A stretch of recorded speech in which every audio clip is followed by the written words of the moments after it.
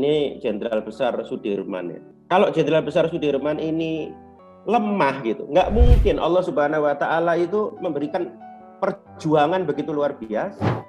Fisiknya ringkih Bapak Ibu, tapi imannya Sudirman ini loh yang nggak dimiliki orang lain gitu. Bayangkan dalam kondisi TBC, batuk-batuk darah, ya, dalam kondisi demam yang luar biasa naik turun, TBC itu luar biasa Bapak Ibu rasanya ya. Paru-parunya mungkin sudah tidak normal lagi, ya kan, nafas mungkin sudah pendek, tapi beliau masih berjalan berminggu-minggu keluar masuk hutan. Untuk apa? Untuk memperjuangkan kita ini loh, Indonesia ini. Itu ada gambar ketika Pak Karno dan Pak Dirman berpelukan di Jogja kan. Pada saat itu kan Pak Karno mengatakan, Dirman, gitu kan, kalau manggilkan Dirman, Dirman, kamu istirahat saja. Saya akan berjuang secara diplomatik. Jadi Pak Karno itu pengen berjuang secara diplomatik. Pak Dirman nggak mau, Bapak Ibu.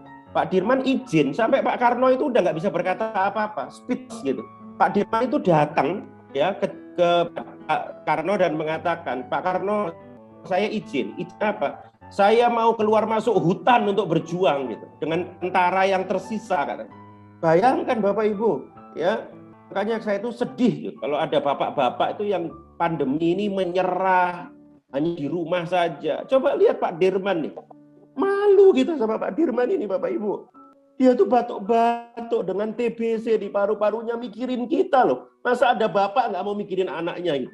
Bahkan kalau saya ngelihat, bahkan ada seorang ibu yang banting tulang. Karena wanita itu kan tulang rusuk, bukan tulang punggung ya. Ketika wanita itu harus mengambil peran sebagai tulang punggung, saya itu kadang-kadang nangis haru Bapak Ibu. Makanya spirit itu nggak tergantung fisik.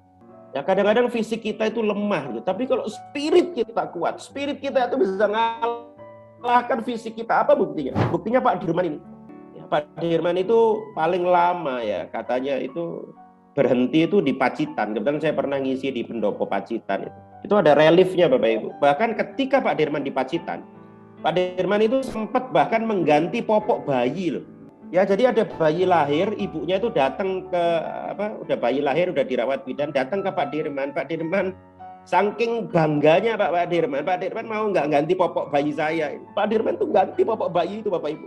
Saking beliau tuh sayangnya sama generasi penerus.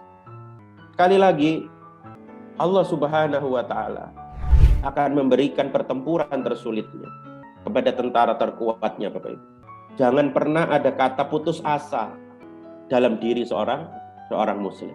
Kita cuma bisa berbuat apa yang kita mampu kan. Misalnya bapak-bapak gitu, dok saya nggak punya kerjaan, pergi ke pasar gitu.